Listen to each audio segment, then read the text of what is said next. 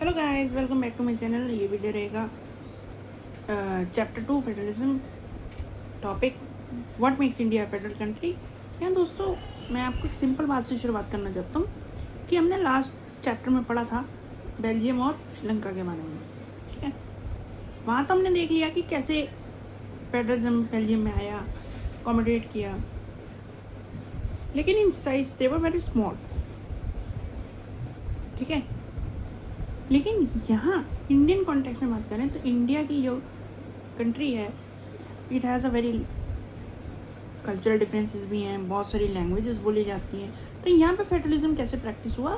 तो यहाँ पे जो फेडरलिज्म का स्तंभ बनता है वो सबसे पहले बनता है the constitution of India, which was made. कब बना था? After a painful partition. ठीक है, तो कॉन्स्टिट्यूशन ऑफ इंडिया है वो बोलता है कि India is the union of states. क्यों बोला? क्योंकि हमने प्रिंसली स्टेट्स को भी अपने साथ जोड़ा था। तो क्या बन गया? यूनियन मीन्स इकट्ठे होकर बना, यूनियन ऑफ स्टेट्स बन गया। ये भी फेडरलिज्म का एक प्रिंसिपल से ही इंस्पायर्ड है, इसलिए यूनियन ऑफ स्टेट्स लिखा गया है। ठीक है, उसके बाद क्या कहा गया? उसके बाद ये कहा गया दोस्तों कि फेडरलिज्म मेंशन है हमारे कॉन्स्टिट्यूशन में। ये मेंशन है कि हमारी जो गवर्नमेंट रहेगी वो 2 टायर गवर्नमेंट रहेगी, one for the centre of the union government, ठीक है, second is the state government. और आगे भी 1990 के बाद जो हमारा लेवल आगे बढ़े, 3rd लेवल पे हम गए, हमने डिसेंट्रलाइजेशन करी, वहाँ पे हमने लोकल गवर्नमेंट्स का एक प्रोविज़न लाया। क्या था वो? 3rd level is to the local governments, जो हमारी म्यूनिसिपैलिटीज़ और ग्राम पंचायत की बात की गई है जिसमें। इसके बाद देखिए दोस्तों, एक लिस्ट भी प्रिपेयर की थी of the different powers and departments. Each is mentioned in the constitution, each list is mentioned in the constitution. हर एक लिस्ट मेंशन्ड है। तो पहला पॉइंट कहता है कि there are many lists mentioned in the constitution. Power कैसे divided होगा, कौन सा डिपार्टमेंट किसके पास रहेगा, ये भी बताया गया। तो पहली लिस्ट आती है द यूनियन लिस्ट।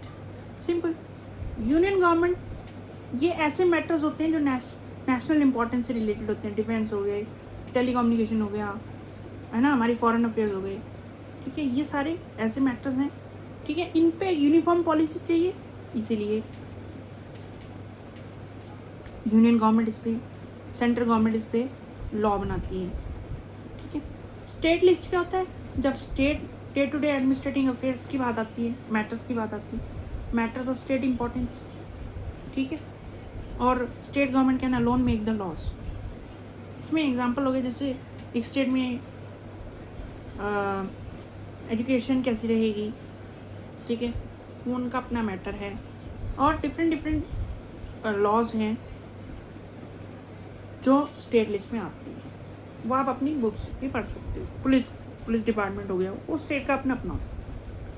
ठीक है, 3rd इसमें क्या है? Concurrent list. ऐसे मैटर्स जिस पे दोनों स्टेट एंड यूनियन गवर्नमेंट मिलके काम करते हैं। देयर मैटर्स लाइक, कॉन्करेंट में कैसे मैटर्स आएंगे?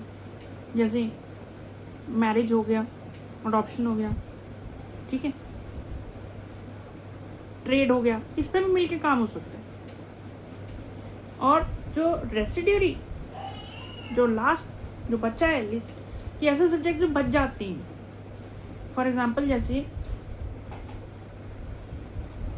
कि कंप्यूटर सॉफ्टवेयर का सब्जेक्ट हो गया, उस पर भी union government rules and laws pass करती है। ठीक है, बनाती है, it make the laws. Second क्या होता है? तो सेकंड दोस्तों ये होता है कि जो हमारा कमिंग टुगेदर, जो हमारा होल्डिंग टुगेदर फेडरेशन है, उसमें बताया गया कि पावर्स अनइक्वल हैं। ठीक है, अनइक्वल कैसे? कुछ को स्पेशल प्रोविजंस मिलते हैं। हाँ, यहाँ भी मिलते हैं, इंडिया में भी मिले हैं। जैसे कुछ स्टेट्स हैं, जैसे Nagaland, Assam, Manipur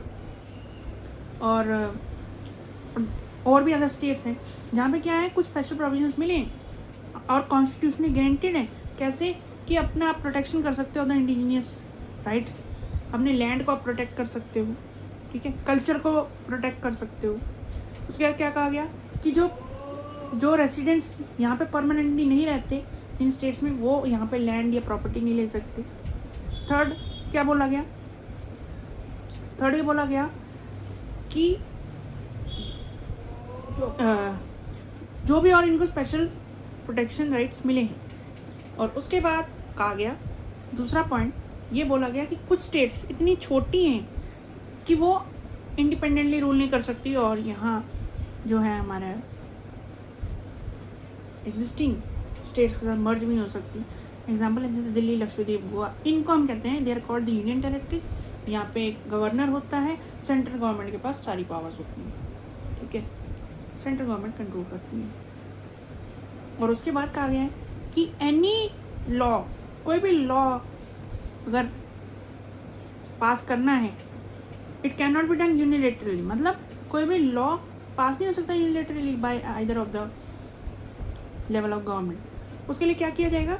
you have to mandatorily get passed by the 2/3 majority of the both houses, दोनों हाउसेज की मेजॉरिटी चाहिए 2/3। उसके बाद हाफ ऑफ द मेंबर्स जो होंगे उसको रेक्टिफाई करेंगे बाय देन। उसके बाद आपका लॉ जो बिल है वो लॉ पास हो जाएगा, ठीक है। और लास्ट क्या बात की गई है? जुडिशरी की बात की। जुडिशरी एक इंडिपेंडेंट रोल प्ले करती है in overseeing and the implementation of the different laws of the made by the executive and judiciary, ठीक है। कानूनों को बहुत ही फ्री एंड फेयर जजमेंट देती है। उसके बाद क्या करती है कि आपने जुडिशरी का एक ये रोल देखा, एक ये देखा कि कोई भी डिस्प्यूट आएगा तो इसमें इंक्लूड कौन कौन होते हैं? हाई कोर्ट हो गए, सुप्रीम कोर्ट हो गए, डिस्ट्रिक्ट कोर्ट्स हो गए, इनका काम करता है। कोई भी मैटर आएगा तो उस पर इनको जजमेंट देंगी। उसके बाद लास्ट में क्या कहेंगे कि अगर कभी डिस्प्यूट आया from any of the states, between the states और एनी अदर सेंटर और स्टेट गवर्नमेंट, तो ये क्या करेंगे?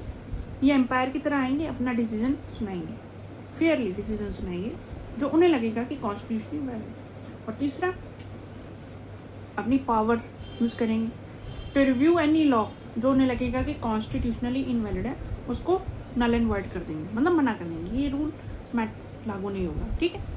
तो ये रहेगा कुछ पार्ट्स जिससे इंडिया को हम कह सकते हैं it itself makes a federal country bye these, जो इनके पिलर्स हैं, इन पिलर्स और इन आइडियाज़ की वजह से ही इंडिया एक फेडरल कंट्री कहलाता है। दोस्तों, मेरी तरफ से इस वीडियो में इतना ही। Don't forget to like, share, subscribe and comment. और तब तक के लिए मेरी तरफ से दोस्तों गुड बाय।